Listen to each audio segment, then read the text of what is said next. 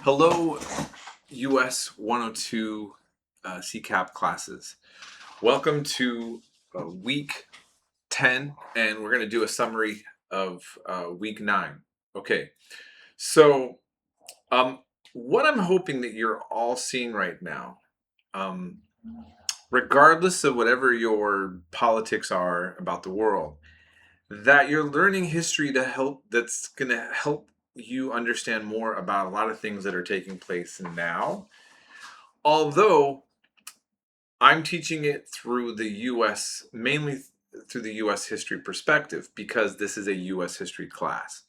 So I want to remind you that there are a lot of different perspectives on how to analyze a lot of the things that the US gets involved with when it comes to foreign policy. And then, of course, there's the things that we cover that are more domestic in our policy. So the issue of McCarthyism, or what was also called the Red Scare, that's also, was an important history that we went over, this kind of really seriousness or this feeling about communism.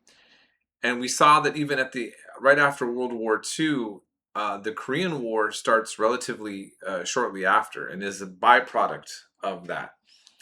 And I can't emphasize enough how important it is to kind of really understand that this war has never ended and that it's quite significant and still is a great unresolved problem to this day.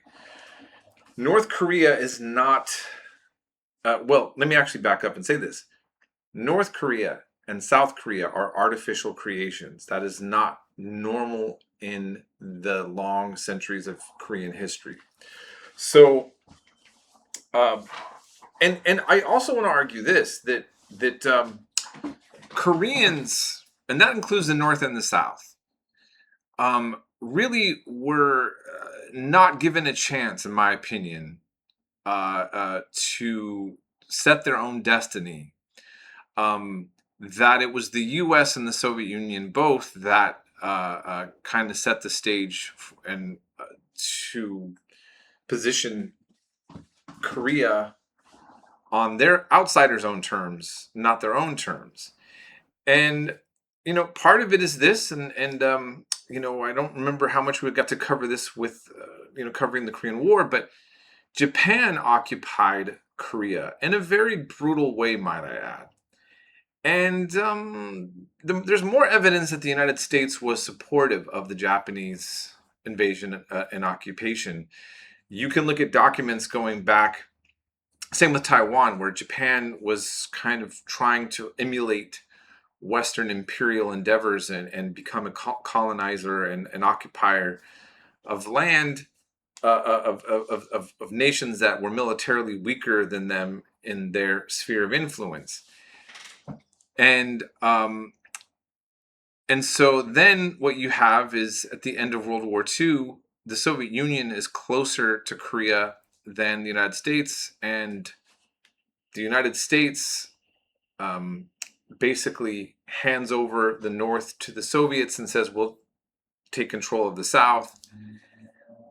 Well, of course, both sides were going to make each part of Korea in their own image. So the United States picked an academic named Syngman Rhee that was in the United States and basically made him the dictator in many ways of South Korea. And then Stalin and the Soviet Union picked who they wanted to be the leader of North Korea. North Korea killed off collaborators with the Japanese and opposition to becoming communist. The United States helped kill off communists and often supported a lot of the collaborators or did not go after the collaborators as much with the Japanese. And then we had this unresolved situation, and then China being on the border. A lot of Koreans helped in the Chinese Revolution, communist revolution, and there appears to be a genuine feeling of sort of like appreciation, if you want to put it that way, by Mao Zedong, who was the Chinese communist leader, and he basically wanted to, in his view, liberate Korea. Well, what we know what ended up happening was a very terrible, brutal war where a lot of people were killed on both sides. And here we are, still unresolved to this day. So um, that's just something I just wanted to add to this kind of package of our discussion about the Korean War. Okay, so moving on from that, we are also seeing even Martin Luther King Jr. If you watch as I saw in your notes, the clip of his discussion beyond Vietnam, there is also kind of an emerging sort of self-reflection and criticism that starts coming out of the United States. Partly keep in mind this as we go through these histories, especially as we go into Vietnam, which is super huge and influential on so many things that are taking place now, is that the United States has always made this idea that we are a morally superior, maybe even, nation than others, or we're certainly of a high standard. And then we had this Cold War with the Soviet Union, where it's an ideological battle. And I know for a lot of you who look at the history of the Soviet Union and communism, and maybe even have some of your families left or fled from a communist revolution or from a communist society, and you feel many students might feel that it's a very clear-cut idea about what system's better. Well, because the West kept much of the so-called third world in a colonial status and had collaborated with local elites and created a lot of authoritarian regimes there, and a lot of people didn't have upward mobility or strong human rights governments under Western democracies, communism was a way to create national liberation, even if it wasn't focusing on individual liberation the way that a liberal a Democrat would. And what I mean by liberal Democrat, I mean like somebody who believes in republics and free markets. Okay, so so I'm using that term in this classical sense, not the way that we necessarily use it in the United States. So there was this real kind of ideological battle, a propaganda war, if you will, a war of seductions, of what side of the world, who would we pick, in the world as the favorite leader of how society is going to go forward. And so for the United States, where things get a little bit complicated is that while the United States tried to emphasize a lack of individual freedoms and some things that were concretely true that was happening in the Soviet Union, that would be something antithetical to the way that a Western liberal capitalist democracy would be.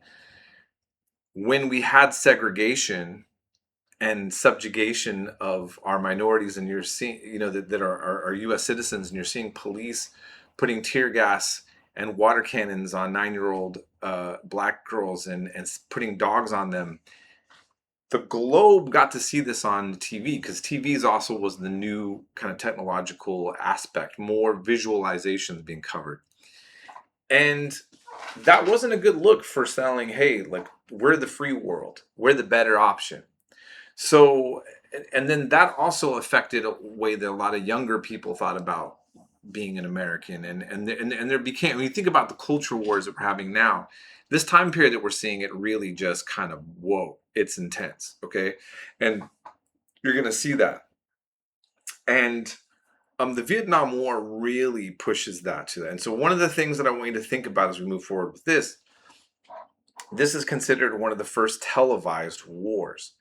And it doesn't go well for the US in terms of public opinion as time goes on.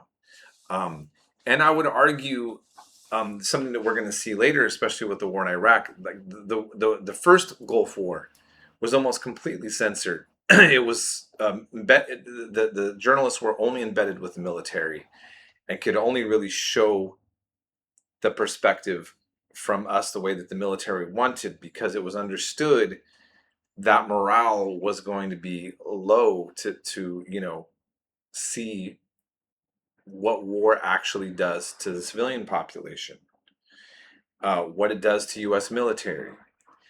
How do sometimes militaries conduct themselves under certain missions? Um, War is not something that's pleasant. It's beyond a video game or a movie that you see, right?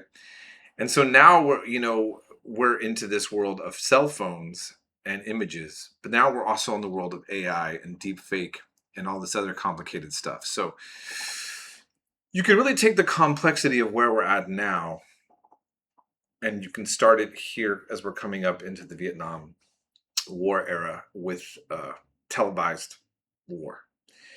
And so just think about all these different things as we've that we've covered, and think about what we're covering now. And hopefully this will help enrich your experience with trying to understand modern events. And eventually we are going to get to actually learn more. I plan on us covering, before we finish this class, whatever results are still going on with the U.S.-Israel war that was started against Iran in the middle of negotiations. You're already seeing the media all over the place have a very it's much more critical of this war than I've seen other wars. Because, and by the way, it's not just because it's just this president. Like, you'd be surprised how much that even George Bush Jr. got a lot of free passes and a lot of support from the mainstream media. But there's a lot of things that were done different, right? So I'm going to try to make sure that you can see clearly that despite whatever you think my bias is, that I'm actually talking about concrete historical things, right? And right now we're actually really in a critical time. And so trying to really see all of this as clear as possible is going to help us maybe try to get some sense on what are we getting right or wrong right now with really the emerging the precipice of World War III, and then certainly a global economic catastrophe. And I have to say it this way because it's just a fact. And be good to each other, be good to yourselves, be sober minded, be careful about internet's fake deep fakes and all these other kind of things, conspiracy theories. Not easy to do. I will have Zoom office hours, and I'm always willing to kind of elaborate any of my thoughts on this. You can ask me questions, and I'll try to keep a lot of nuance in there for you, and you can push hard against whatever I'm saying. I that's definitely a compliment to you to be critical and engaged. So I hope you're all having a great week, and we'll be in touch.